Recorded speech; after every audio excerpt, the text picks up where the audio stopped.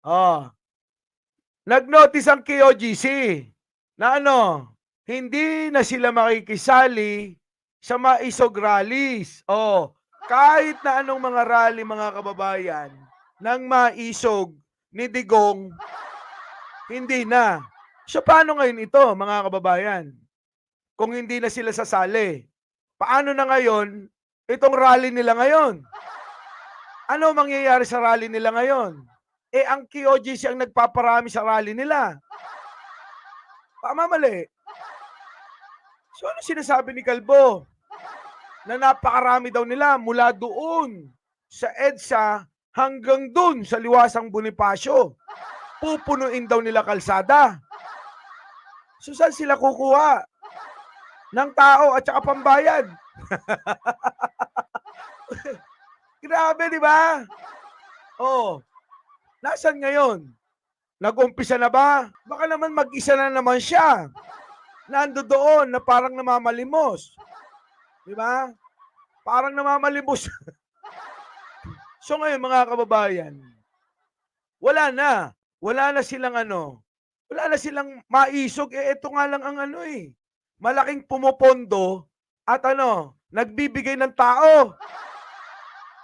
Eh kung dati 800 sila, baka 8 na lang sila. Tama, mali? So ano sinasabi nila? Eh di pahiya na naman itong mga Duterte. Pinagsalita sila tenyo si Kalbo kung ano-anong niyabang ang mga sinabi. Kesyo, lulusobin ng Malacanang at pagka, nandoon na daw sila, magpapakamatay na daw si Pangulong Bongbong Marcos. Di ba?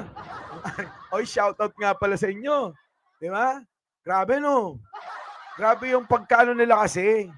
Sayang lang hindi to umabot kagabi, itong balita na to. Di ba? Oh. Eh kasi mga kababayan, ang KOJC, alam naman natin, bakit? Nabalita yan, maraming kakasuhan dyan. Tama, mali? Ang daming kakasuhan dyan mga kababayan eh. Yung alin? Yung mga, eto ngayon. Nasaan na yon? Wait, hanapin ko lang yung video ha. Na ng PNP ang lahat ng mga pahayag na inilabas sa media at social media ng mga personalidad na nagtanggol kay Pastor Apollo Kibuloy para sa... Yan! Naalala nyo tong balita ko na to? Diba? Kaya, etong taga-KOGC mga kababayan, biglang nagsaluyot. Biglang umatras tong mga ito eh. Eh bakit? Eh kita mo magkakaroon na sila ng kaso. Dadagdagan pa ba nila? Ulit. Pinag-aaralan na ng PNP ang lahat ng mga pahayag na inilabas sa media at social media ng mga personalidad na nagtanggol kay Pastor Apollo Kibuloy para sa kanilang ginagawang pagsasampa ng obstruction of justice laban sa mga ito. Kasama na rito ang pahayag ni Vice President Sara Duterte na wala na sa Davao City si Kibuloy at nasa langit na ito.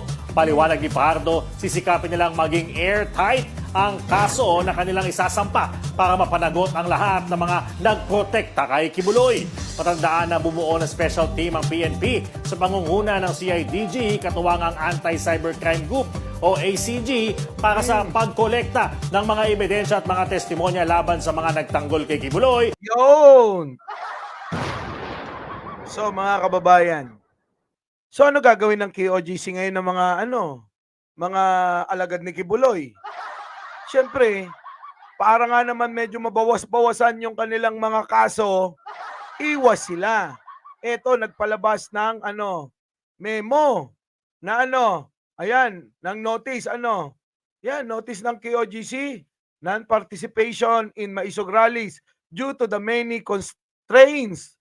The Kingdom of Jesus Christ, is no longer able to participate in any maisog rallies. KOJC Ministries work in evangelism, which was neglected for a while, and now KOJC topmost priority and concern.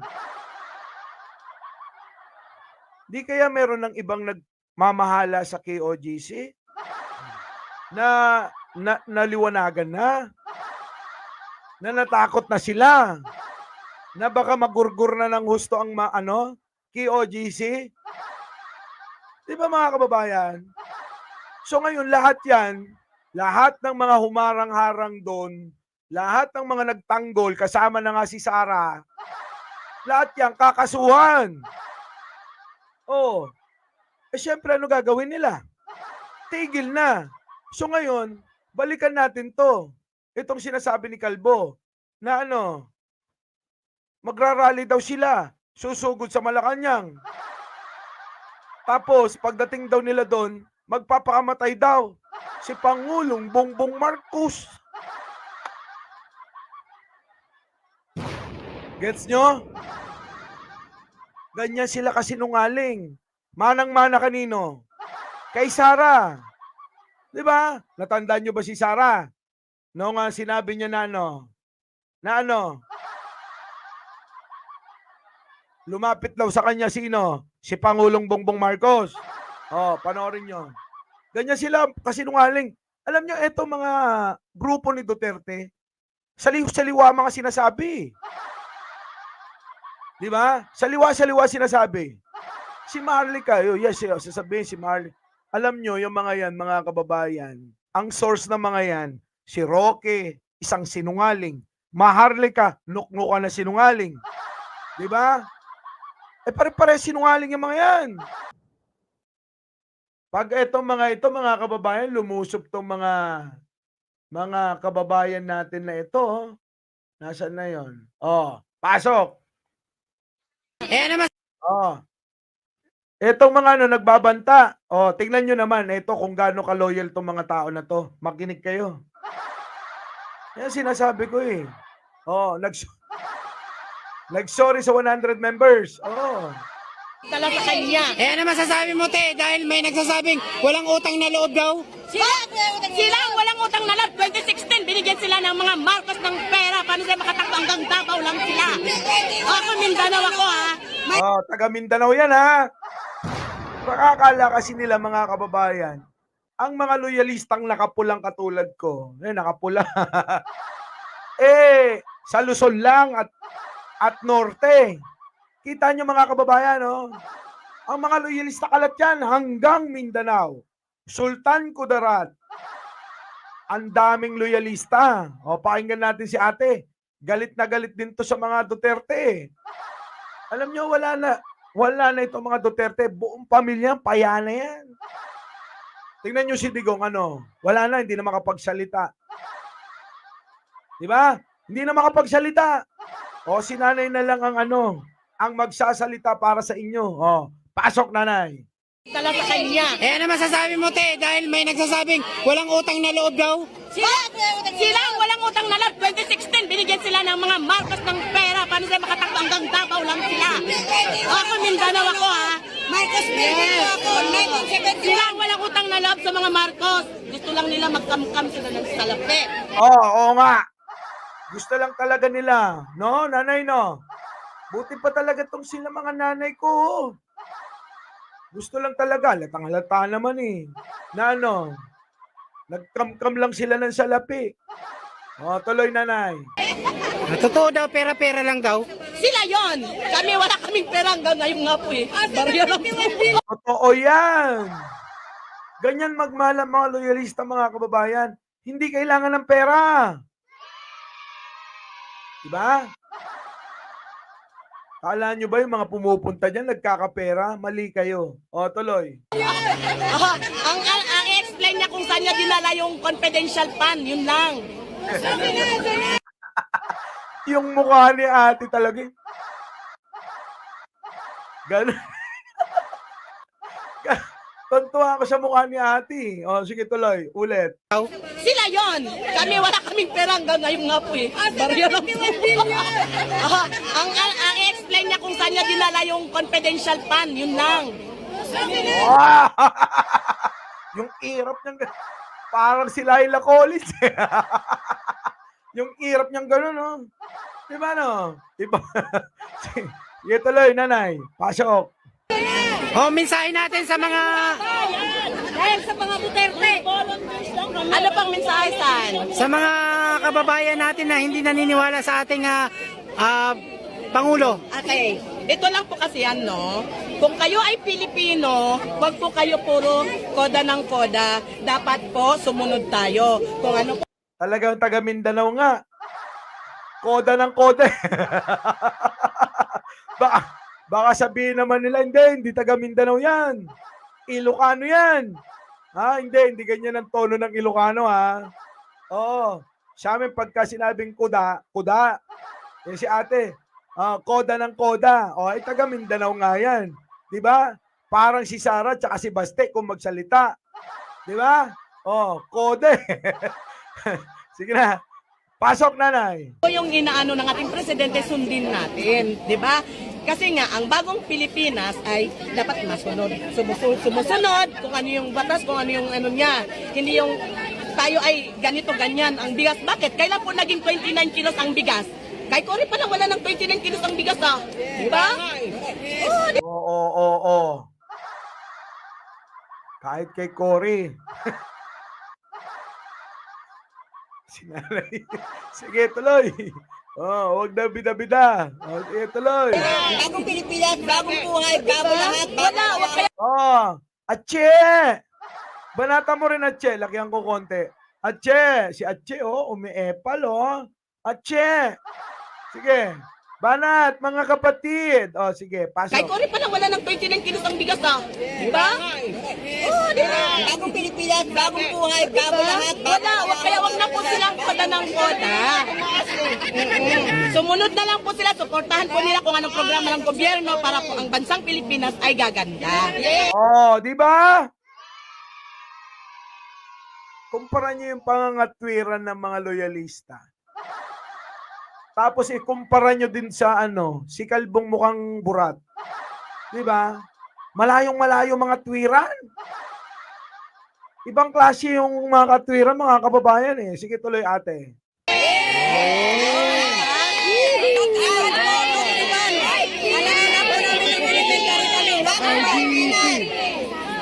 Hindi nyo kaya yan.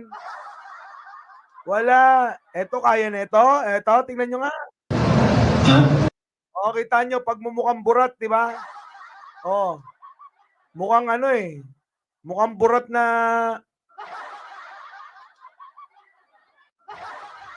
overuse. Ay, nako. Thank you naman, Dalaga Pantalyon. Di ba? Tingnan nyo naman. Nanay, pasok. Hindi po kami bayad.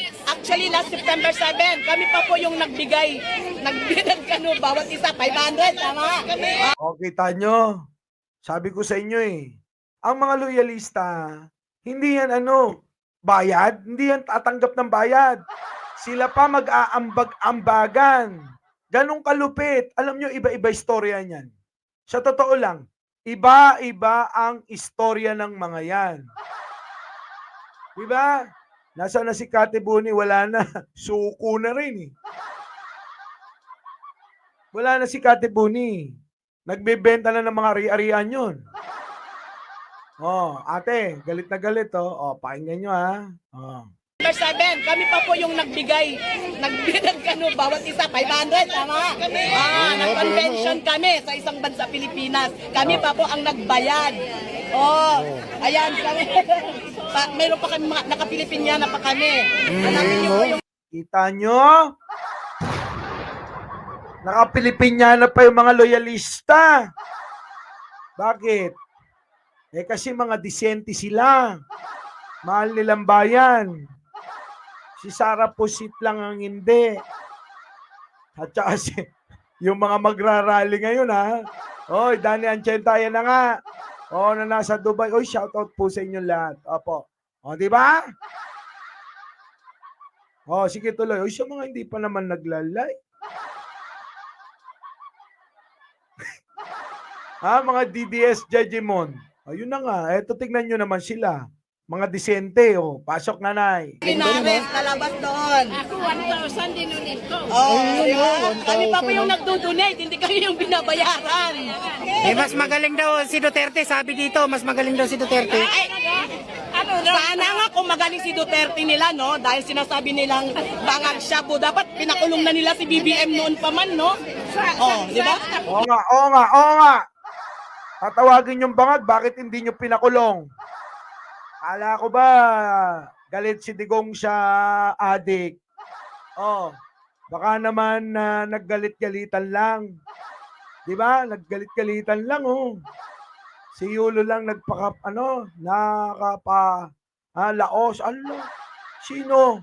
Ewan ko sa'yo, Kati Binag, ha? Oh, gagalit si ate, kaya niyo yung mukha na yan? Oh, nanay, banatan mo. Galing yan eh. Saan ka nakikita? Saan ka makikita ang pedahon? Magaling siya mag-protect ng mga talagang malalaking mga ano. Oh. Oh, magaling mag-protect daw ng mga drug lord. Si Digong. Wala pong hindi po siya magaling kasi kung magaling siya, wala na sanang napapatay lang naman nila yung mga nahihirap eh. Kita mo, pinatay lang daw nila, may hirap. Yung mga walang kakayanan. Para nga naman hindi makapagdemanda. Kasi mahirap. Oh. Kaya sinasabi ni Digong na para siya sa mahirap. Hindi ho totoo yun. Bakit? Para siya sa mga big time mayayamang drug lord. Sabi dito, papasukin daw ang ICC. Dapat! Papasukin daw ang ICC, sabi rito. Dapat lang! Bakit po? Dapat lang para po yung mga naging kanilang biktima, manalagot sila.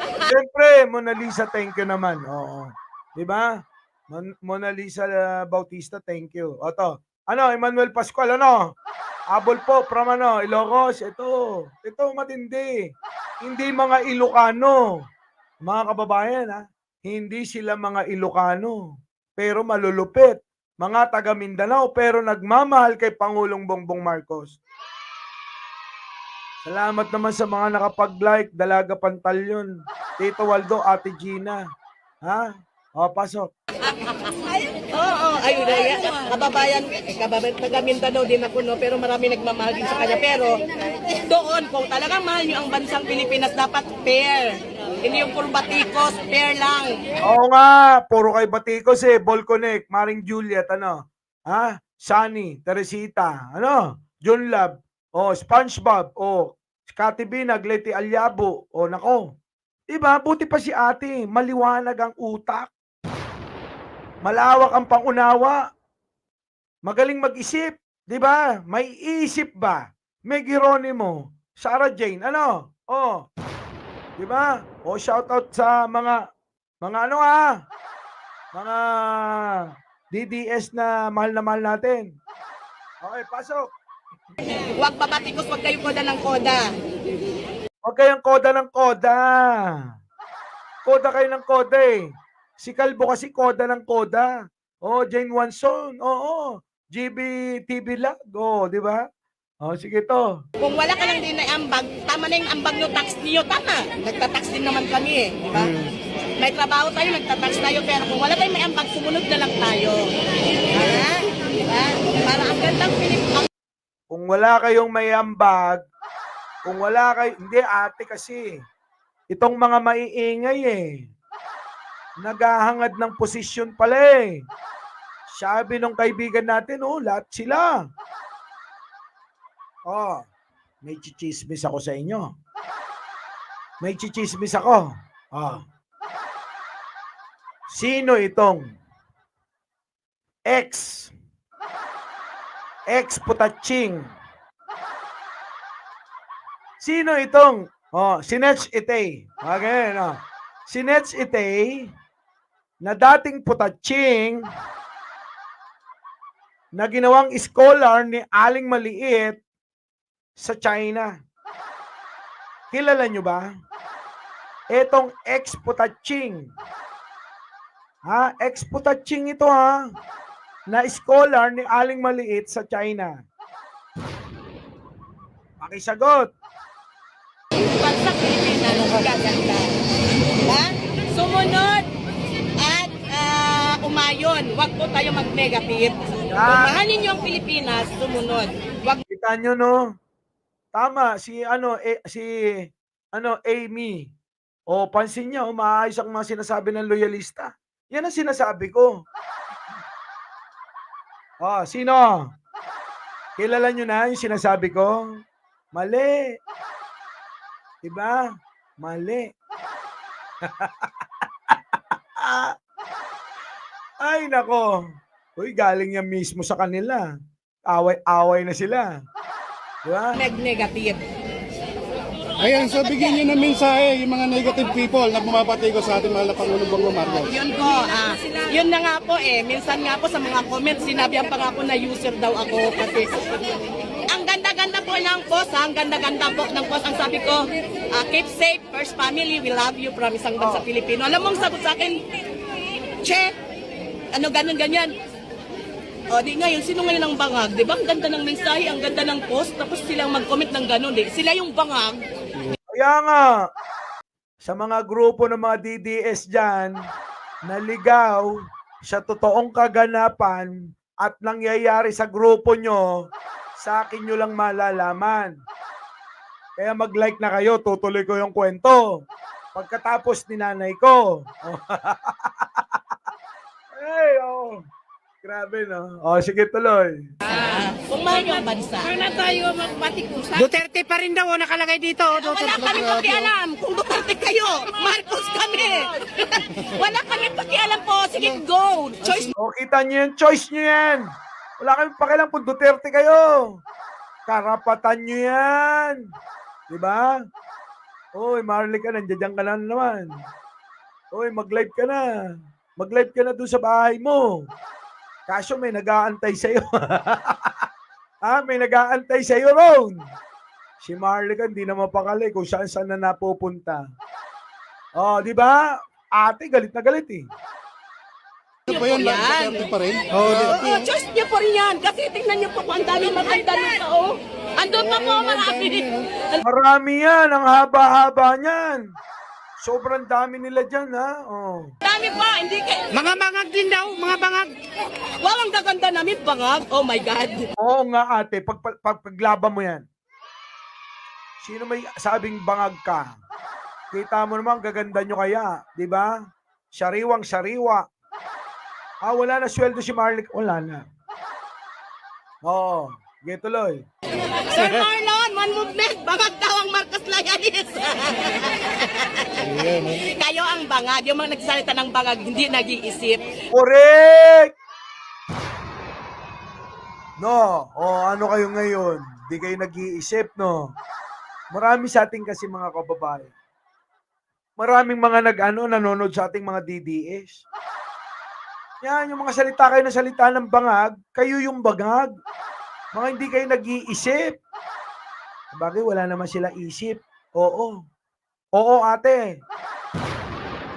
Mahina isip eh. Ang utak nasa ulo ng Ulo ng alin? Ulo ng burat. Tuloy. Basta na lang koda ng koda. Di ba? Dapat connect your tongue to your mind. So, kayo yung bangag. Yung mga nagsasabing bangag, kayo yun. Ayan, Kaya nga, hindi naman natin sila tinawag na bangag. Never nating sinabi yan. Di ba? Ang lagi natin sinasabi, mahal na mahal natin yung mga yan. Kaya tuloy. mensahe sa mga bangag. Mensahe sa mga bangag dyan. Love namin si BBM. Yo! Bangag kami sa pagmamahal sa mga Marcos. Ayun. Bangag sila sa pagmamahal sa Marcos. Ito nga kasi, alam nyo hindi mag-gets kasi. Hindi mag-gets ng mga DDS, na kung ano mga naranasan na itong mga taong ito kay Pangulong Ferdinand Marcos Sr. Kaya sila ganyan. Our beloved, Boss Mike, Cervera.